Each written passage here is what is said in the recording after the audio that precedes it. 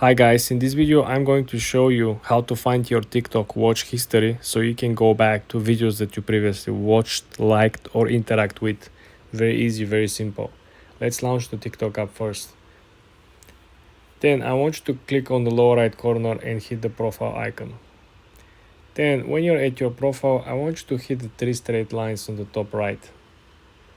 Then click on settings and privacy. When you're over here, I want you to scroll down and I want you to click on Activity Center over here. When you're at Activity Center, the first option, of course, is to see Watch History. Boom.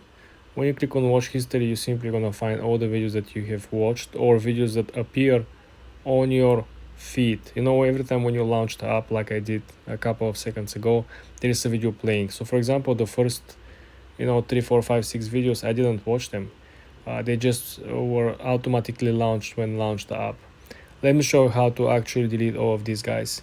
Go on the top right corner, click select, then go on the lower left corner and select all watch history, then click delete.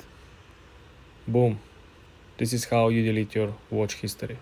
And essentially you could find any video you was looking for simply by scrolling to the history on the videos.